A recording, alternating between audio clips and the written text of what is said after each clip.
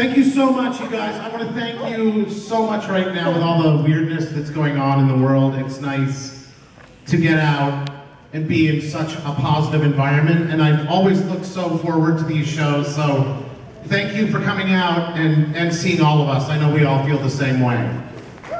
Thank you. I'm thrilled to be here because this is the first trip I've taken. I have an 11-year-old boy and a 13-year-old boy, and this is the first trip we've taken. My wife's here too, and this is the first trip we've taken without them.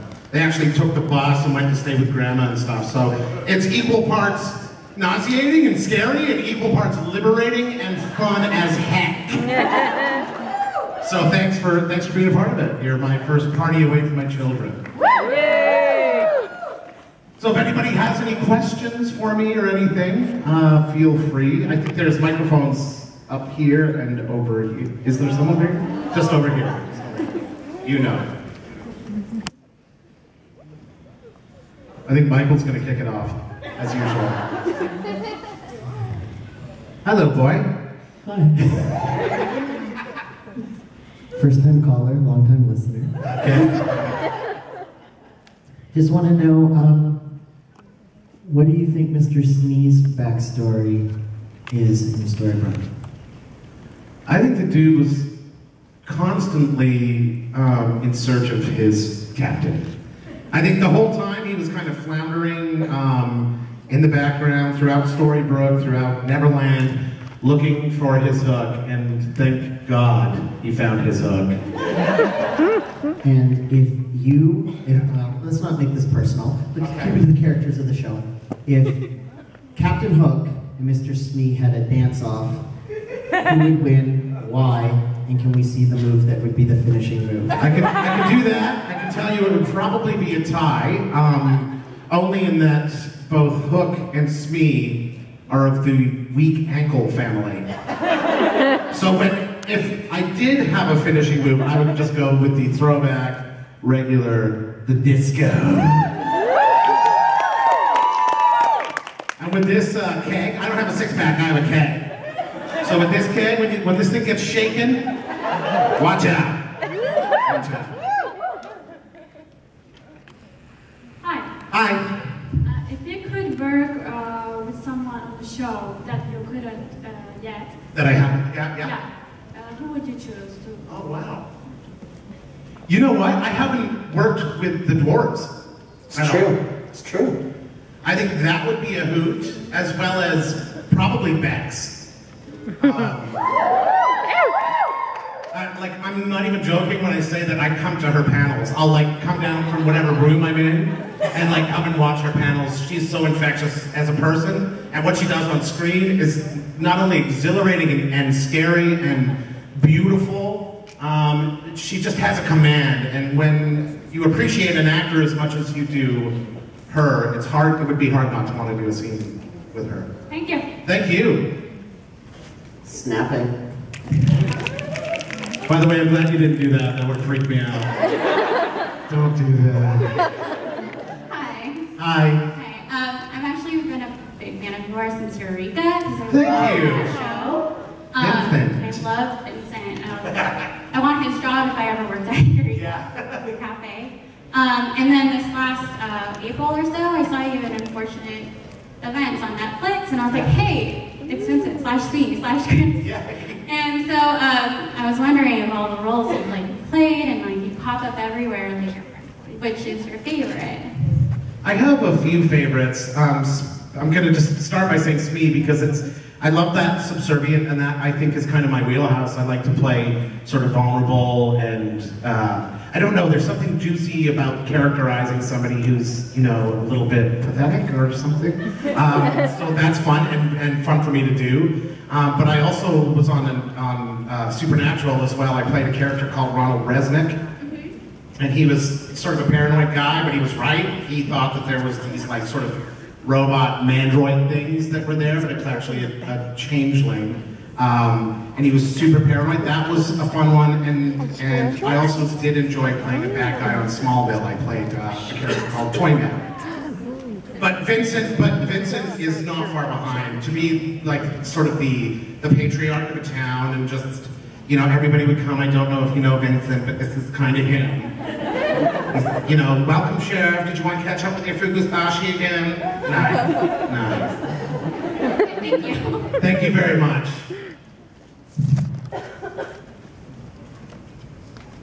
We had a question before about a karaoke song. I wonder what you think Smee's karaoke song would be, and if you have any ideas for the other characters, what theirs might be. Oh, Smee would be... I think he likes to think of himself as more badass than he is. So I think he's like an Iron Man type dude. I have that within me as well. But I think he would think that, and I don't know, you probably saw the musical episode where he thought that Charming was talking about him, the captain's ship, and oh, thank you for thinking that.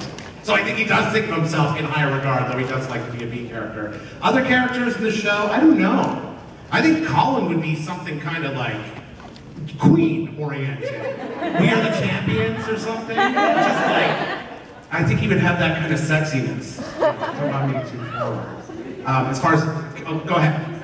Speaking of the musical episode, one thing that I've always wondered, it does not seem like the pirates minded. It did not seem like they even questioned it. How do you feel about that? Minded which, sorry? The fact that they were all singing. One of them seemed to question it. Well, it was a curse, so we were all kind of like in it, right? Yeah, but even the Charmings were confused. Regina was confused.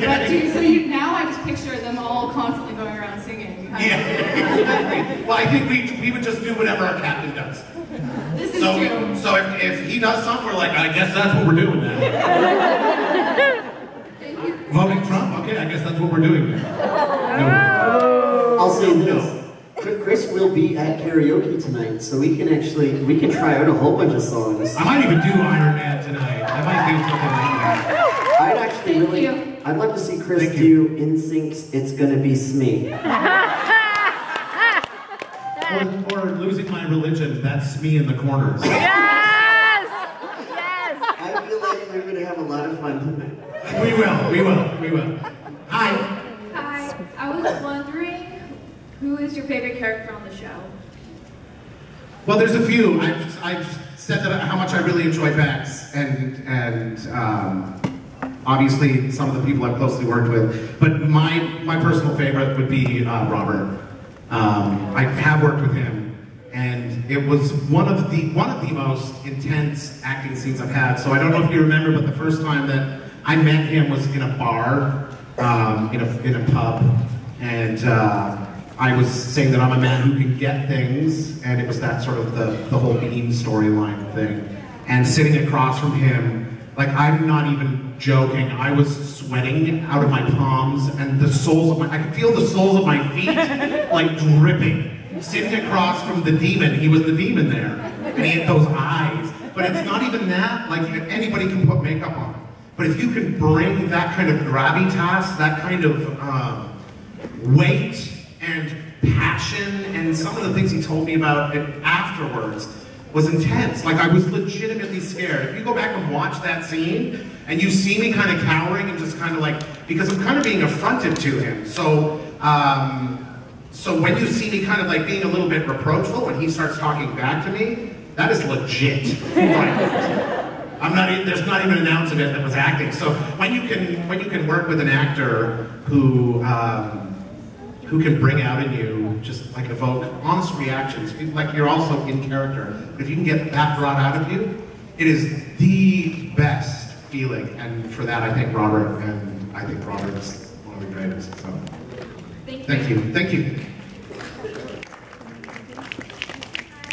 Hi. If you could give them a chance to have any powers on the show, what would they be and why? This one's kind of easy for me just because I've always just wanted to fly. I think I just want to fly. I think Smee would want to fly. It would also curry a little favor maybe with Captain Hook. You know, like during the storyline with the monkeys, I could be up there like kicking some monkey butt, flying monkey butt. I was a flying monkey. It's not. That's right. I wouldn't hurt you. Not all it's cracked up to be. So flying, but mostly because that's just something that I've always, as a kid, wanted to do. Superman's my favorite too, by the way, superhero. So it was a two-part answer for a one-part question. Hi. Hi. So since Smee has been in most of Hook's flashbacks episode, is there a Hook flashback episode that your character was not in that you wish you had been in? Yeah, probably all of them, if I'm being fair.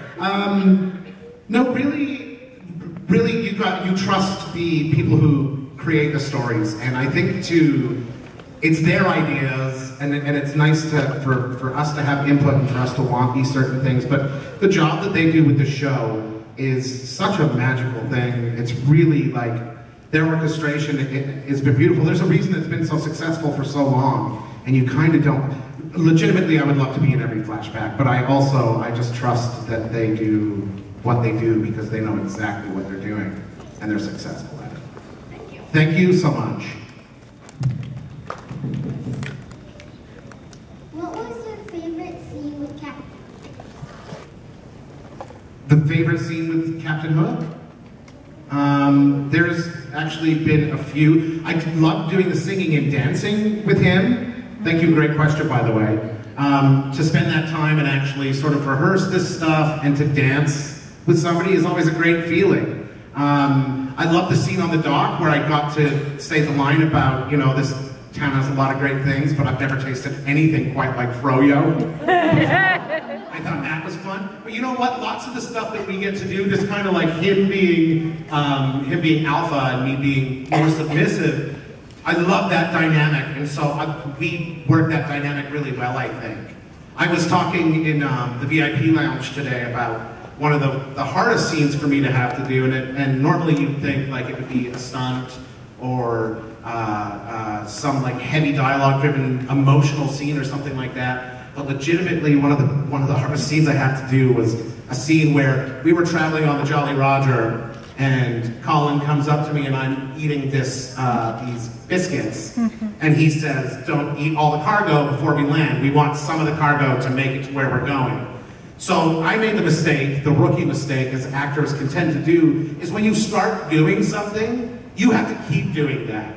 It's called continuity in film. So if I start eating one of these, and they were from this decadent Italian bakery, like everything was made with full butter.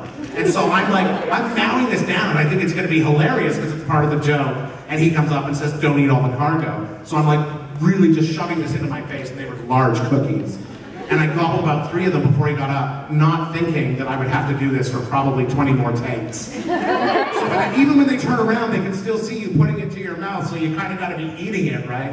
So I did that. I think after 3 or 4 of those cookies, I was done, and my day, I hated that day. It was torture. Worst things can happen, I suppose, though. Hi. Hello. I wanted to ask you if, when you guys were filming in Canada, how was it in Canada? Like, not on set, but things to do there. I actually live there. I'm a British citizen, but I was cast out of Vancouver. Actually, a number of the cast. Michael also is out of Vancouver. A lot of us are from Vancouver. It is absolutely beautiful, especially for me in Vancouver. I've been all across Canada. My wife and I traveled all the way across. Vancouver is, you can ski and basically swim in the ocean in the same day at a certain time of year. And gorgeous. The air is beautiful. It's very costly to live there, but it is, I don't think I could live anywhere else after living there. Yeah, it's beautiful. Thank you. Thanks, buddy. Anyone else? I made the, oh, there you go. Hi. Hi. I was wondering, if you could be one of the 7 dwarfs, which one would you be? It's easily happy. You can probably tell, that's kind of just my disposition. As maybe if it would be one of the opposites, it would either be grumpy or happy. Happy because that would be fun and easy for me to access, and I would just enjoy playing it. And on the flip side, it's always fun to be a little bit nasty too. I did get a bit of that when I played the Toy Man on Smallville, so I like both. Agreed. Thank you. Thank you very much. Thank you. You would have been a brilliant Happy. It's true. Thank you. Hi. I was wondering what you think Smee's reaction would have been when he realized he wasn't invited to the wedding. Choked. I think choked. I think choked, but also a little bit sad. But I think there's a little bit of sadness in Smee anyway. Yeah, I think he would have been sad. Like, what the heck, dude? But I think as far as we know right now, I was supposed to take Henry at the end of the whole Oz storyline. I was meant to take Henry to New York. So I don't know if he's just somewhere in New York in a deli just being like, when am I gonna get texted here? What am I doing, man? Thank you. Thank you so much.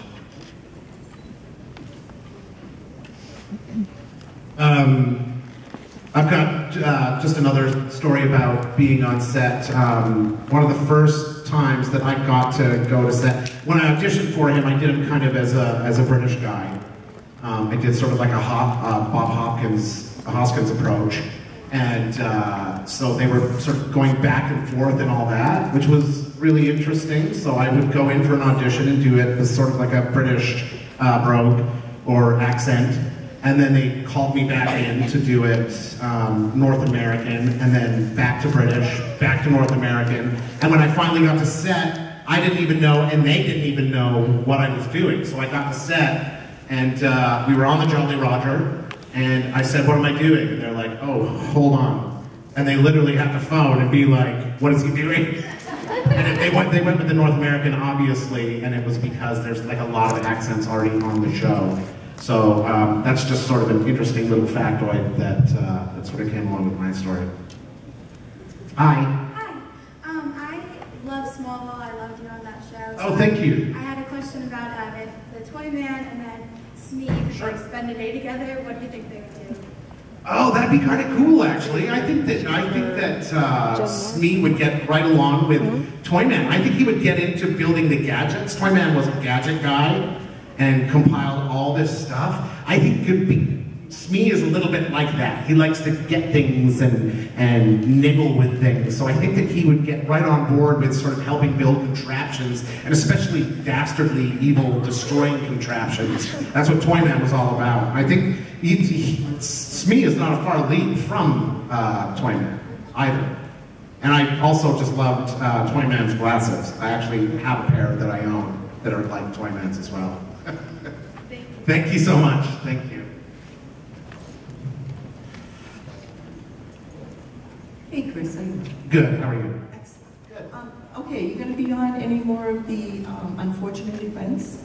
I think that Optimistic Phil is slated to be in Book 11. Okay. I think, so I'm not 100% sure yet. I know that a few people have been back, so it's sort of a waiting game. You never do know. All right, because we are all looking forward to you. Oh, thank you so much. He was really sweet, wasn't he? Yeah, oh, yeah. Yeah. Super enjoyable. I have another sort of quick, fun little story too. The first time that I went into the costume fitting, Colin and I were both brand new to the show, so we both went in together for the costume fitting. And I went into my change room, and it's sort of there's one big open area, and then there's sort of like a couple change rooms around, so people will get called in at the same time. And sometimes they like to look at characters together as well, so I'm sure that was part of the reason Colin and I were both in there. And I'm just going to say, you could have had a totally different looking Hook. I went in to get changed, and I could hear Colin outside sort of fiddling around with stuff. I went into the change room, and I came out, and Colin's got this like super long curly hair, like sort of a hair metal dude. And he and I both just looked at each other and were like, but that could have been a Hook hair, that curly look. Anthony, or Ala Dustin. Or Weird Al Yankovic. Or Weird Al Yankovic. Yeah. So, the interesting little story. And then I wanted to say too about how fun it was on the Jolly Roger. This thing was an actual ship, an actual cargo ship for a while. And when we first used it, we actually used the practical ship. So in the first time you see the Jolly Roger, we're out there, we're on the water. Like lots of it is CGI, as I'm sure you know. When we first did it, this ship is so cool. Like it's like the Cadillac of ships. Oftentimes you'll feel like, and the ocean's pretty crazy at that part, in that port. And I remember doing a scene with them and doing the scene and then looking at the land, seeing a landmark, go back to the scene, look back out, and the landmark is way down there. The ship was amazing and so much fun. It's been so much fun working on that show. It's been great. Anyone else?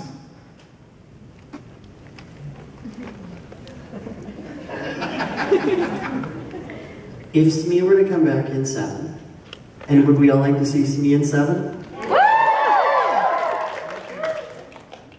What do you think he'd say to Hook? Because there's no denying it. You were not at the wedding. I think it would be a straight up, so where was my invitation? You lost my number? Hello. Hi. So I wanted to ask, what is your favorite season between 1 through 6? For me too, just because that was the whole introduction to the storyline. A lot of fun stuff. Of course, like playing on that Jolly Roger, I'm not even joking. I mean, it's magical stuff that they do, and the fact that they got this legit working pirate boat that we were stuck on, by the way, shooting. I think we went out there at like 8 in the morning or something. We were off there at like 7 that night or 8 that night, and you're trapped with all these guys. I mean, there was people like sick. We were like eating on there. It was amazing. So just as far as the epic scale goes, that was amazing. And then to work on the Jolly Roger in the studio too, we actually have it on like hydraulics and stuff like that. So when you're working on the ship, they're like rocking it with these hydraulics. It's just kind of an amazing feeling, just the epic scale with which they go to sometimes on this show. And so much fun. I mean, like the scene I did with Robert Carlyle that I mentioned too, just like that will forever be in my Rolodex of favorite moments in film, in acting in general. So for that reason, it's season 2 for sure. Thank you. Thank you very much.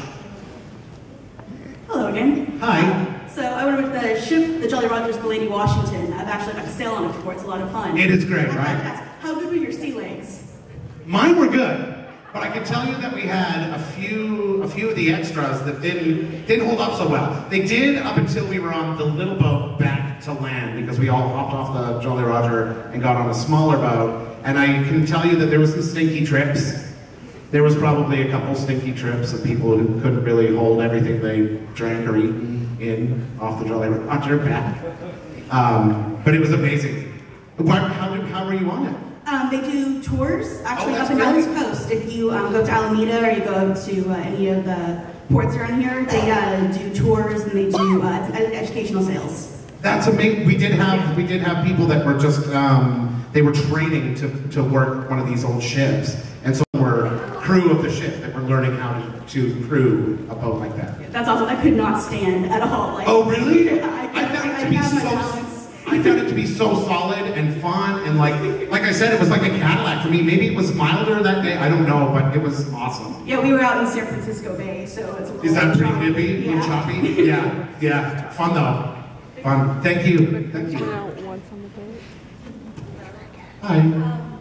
Brought up before, but if you could take anything from the set, not that you did or anything, what would you like to have at home? Because there's so much great props in all the episodes. Yeah, I mean, I think, well, a hook is right. I don't think anybody would not want to take a hook. The dagger, the demon dagger, the dagger. But honestly, I would love to have had a toque, or a beanie, as you call it.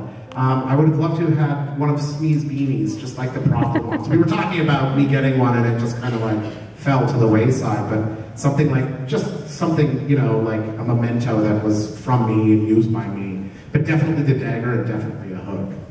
Because there's so much good stuff on the sets and the costumes, do you think anything's ever going to come out in public to get to see it all?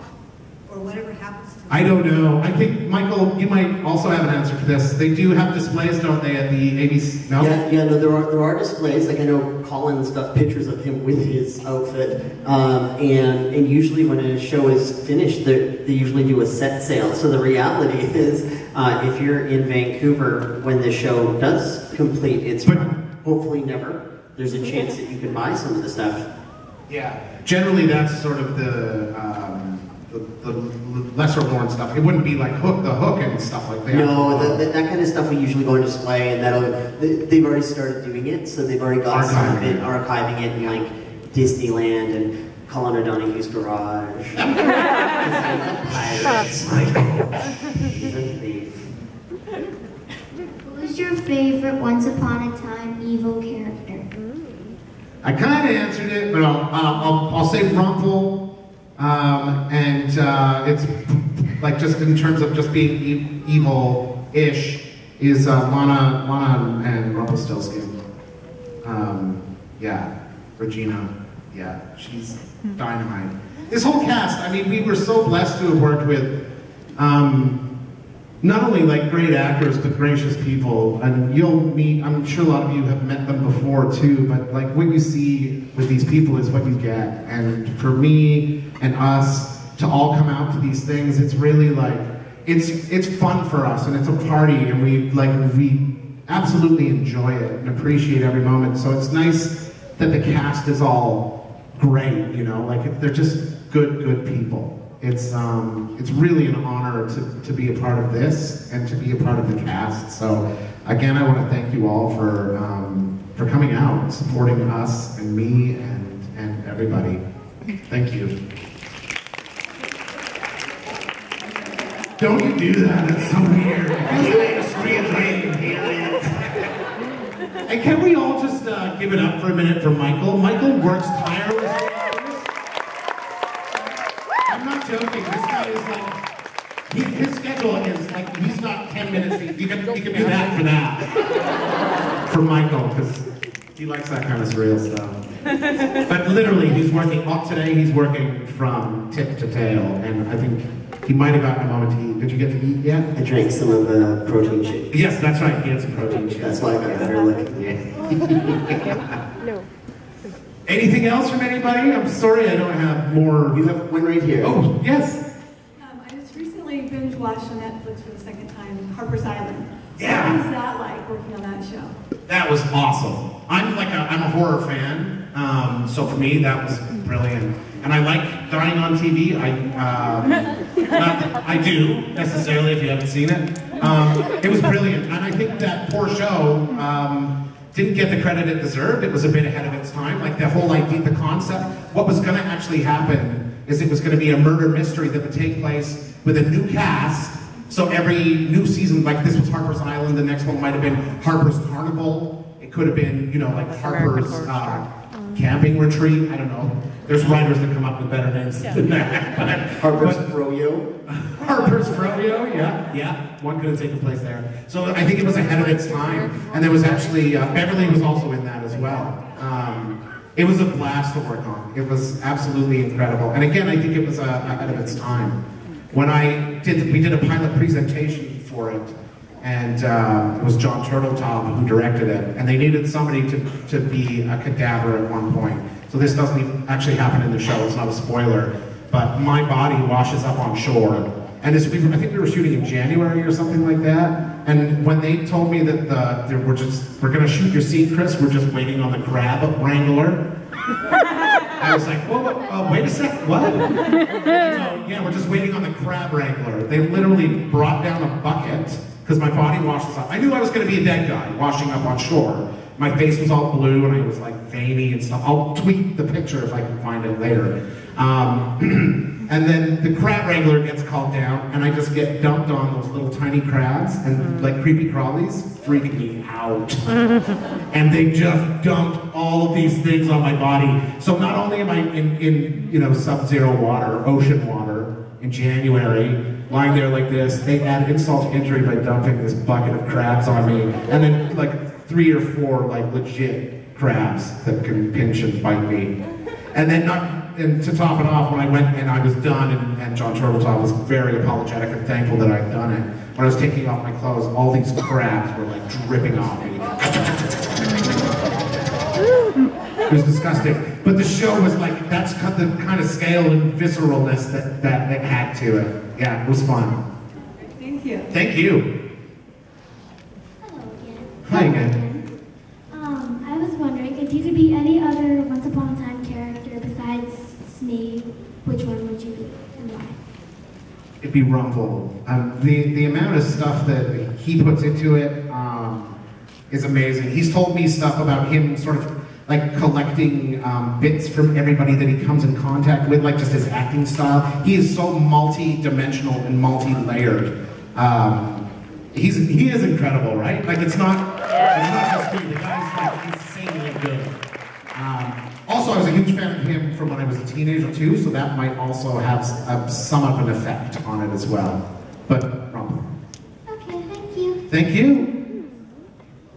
Hi. Hi. So I wanted to ask, in which season do you think Smee should have returned and why? Sorry, say that again. In which season should Smee have returned and why? In which season should he return? Yes. I think right after Oz, he left. So I think the very next season he should have come back.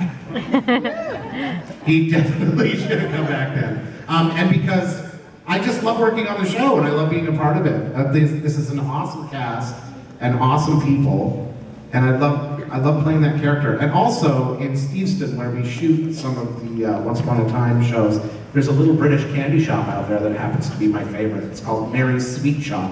So if you're ever there, stop by Mary's Sweet Shop. They're so lovely, the ladies out there. And I love British sweets. I'm a huge British sweets fan, so yeah, probably the season after I was no longer part of it. Thank you. Thank you. Thank you so much.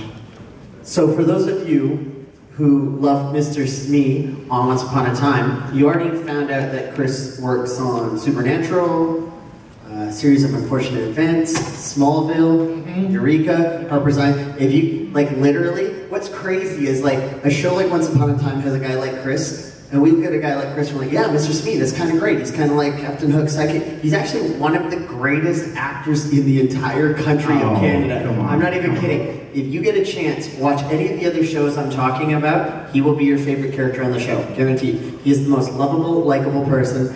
Every time I see over here. Stop it.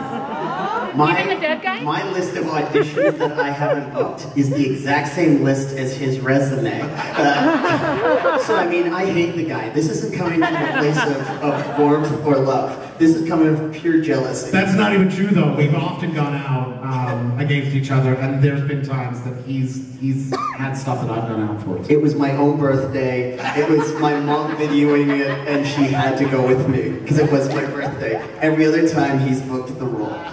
But yeah, if you guys get a chance, I would encourage you right now, because you've only got a few more minutes, ask Chris, what are a few of the other shows you're in? Because I'm telling you right now, if you get a chance to see this guy in anything, he absolutely steals every scene. Oh, thank you, man. Yeah, every celebrity he works with hates him. It's because he's so incredibly talented and he makes them look like the second best actor on screen. Guaranteed. So I would find out more what this guy's in, because he really is that good. Okay, I got a question for Chris. Chris, I'm over here at the tech desk to your right. Where? Stage right, stage right. Hey, Adam, how you doing? Adam! That's Adam, guys. Hey, everybody. Big This is his show. Big snaps for Adam. So I love Eureka. This is definitely one of my favorite shows. And it was a great cast, and you had a really great run on it. Yeah. So I want to tell you a quick story, and then I want to have you tell me something about Eureka. So anyway, we did a lot of work with the show. Yeah. For some reason or another, we acquired some of a few of the set assets from the show. We got this big wooden sign, you know, one of these folding signs that stands up on the sidewalk, right? Yeah. And it's for uranium isotope drop-off, right? It says, drop off your uranium isotope, U-238, 239 here, no questions asked. Yeah. So I had this, right? So I brought it home and I stuck it on my driveway. You know, my wife comes out and she sees that thing, and she thinks that like terrorists are going to drop off nuclear physical material in our house. It freaked her out. Anyways, that's a great thing. If you have something like that, just stick it on somebody's driveway and it'll freak them out. That's brilliant. That's brilliant. There was so many props like that. There was like uranium baskets that we had, and like it was endless on that show. It was a wacky show. What? Just tell me a couple of the craziest, funniest moments from that show. It's very esoteric, very eclectic, and funny as hell. Oh man, Matt Frewer, the guy who played Max Headroom back in the 80s. I don't know if you remember him. He was a friggin' who. There was insane moments with him. He was this like Australian guy, and he'd go around shooting people. He was like the wildlife expert in town. And his whole thing was like, he was just a maniac whenever he was on set. Trying to think of something that he might have done personally.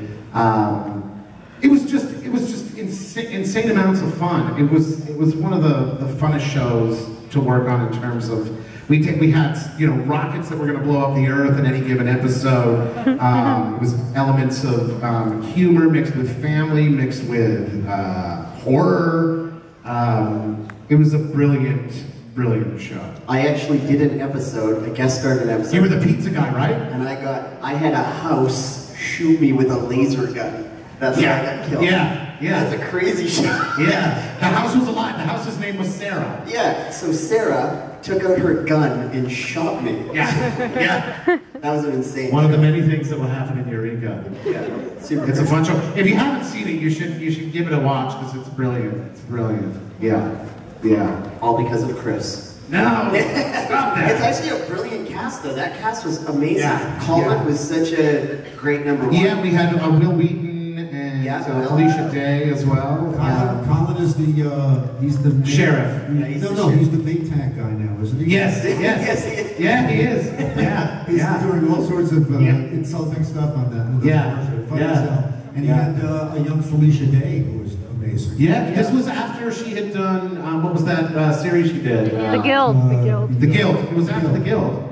Yeah, and Will Wheaton as well at the same time. It was amazing. We had Stan Lee out there as well. This was like one of the quintessential geek shows. Yes. Yeah. Really great show. You were awesome. Thank you. And the day that Stan Lee was there was the only day I wasn't in that episode, and everybody else is touting these pictures of them with Stan Lee, and I'm sitting at home going, "You bastards! You bastards!" I'll get to meet StanLee one day. Go to any convention. You did too?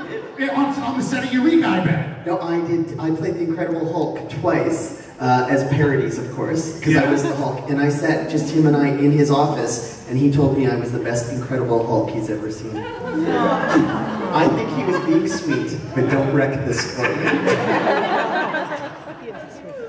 Did you? Yeah, great guy. Nice. My old roommate's his personal assistant, so I just, great guy. Oh, legit? Yeah. Oh, wow, crazy. Hi. Hi. Out of curiosity, what was your favorite Eureka episode you were in? There was one where Sally and Colin went on a date down below, and I played this hologram in the submarine. What's that? That's what it was called? Wow. Okay, that one, and like whenever I get to play, like I played also a hologram twin brother type situation. That was super duper fun. When I ran for mayor, do you know the name of that episode? Okay. But that was crazy that you found that name. It's so obscure. And she's like, oh, Force Love. So the mayor episode where I got to run for mayor, except that I was in this suit the whole time, and I don't know if you can tell, but I'm a little bit of a bigger fella. So I was running for mayor, and it was like, summers in Vancouver can be pretty hot, so I was in a suit for that entire episode, and it was, again, I was in, I think, every day in that episode out, and it was basically Fargo shilling for me, like, Vincent for mayor! Vincent for mayor! And I'm just standing there, like, smiling in this big suit in the sun. It was brutal. So probably those. Thank you. Thank you very much. And I saw Stanley at the free. Great. I'm going to call Stan and let him know you're the only one who's not mad. Can you do that for me, man? We're going to make this happen. Thank you. We'll make this happen. Thank you. Hi. Hi. I know actually both of you have been on Stargate. What did you like about Stargate? And you can answer too. All right. I got permission. I liked it. I got to work with Jason Momoa a little bit. I did two. I did The Ark of Truth, and then I also did Atlantis, right? Yes. Yes. Do you know the name of the episode? No. Phil! Just kidding. That was neat, but it was really, I was just there for a minute. Like, I was there for one scene. I think my character was called Mattis, I don't even remember the context with which I was there for that. That was like way long ago. But it was real. I remember thinking that Jason Momoa was a pretty impressive force even in those days. So to see him do well, I'll take a little credit for that too. So you're welcome, Momoa, wherever you are. I also did Stargate, both SG-1 and Atlantis. Atlantis was my favorite. I worked with Jewel State and Dave Foley from Kids in the Hall. Really? And Bill Nye, the science guy, and Neil deGrasse Tyson. All of us. I had lunch with the Kids in the Hall, Bill Nye, Neil deGrasse, and Bill Nye gave me his bow tie guy. How crazy is that? No way. Yeah, crazy. Best day ever. Best day ever. That's insane. Yeah, anything can happen in a Stargate. Anything. Anything at all. And I saw Stanley twice.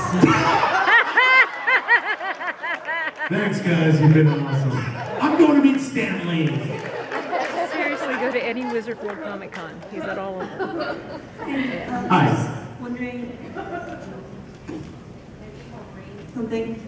Sorry? Basically, I don't know if it's called like range something, but like, what's like your favorite accent to like put on or something? Oh, I just love doing any kind of accent that I can do. I like doing sort of like that.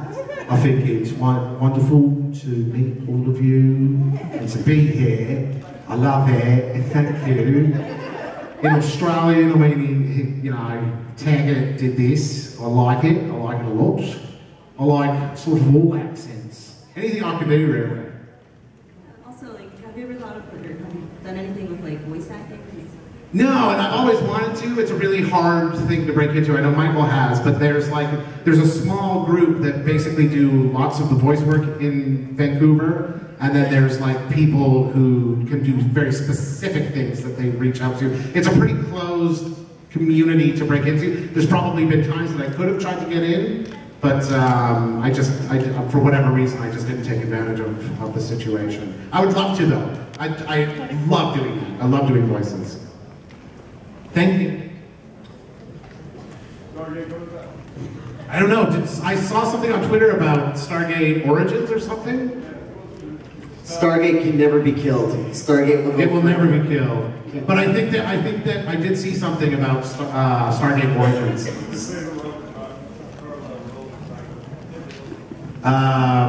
Bigby? You're not in a... What do you like? What's your favorite?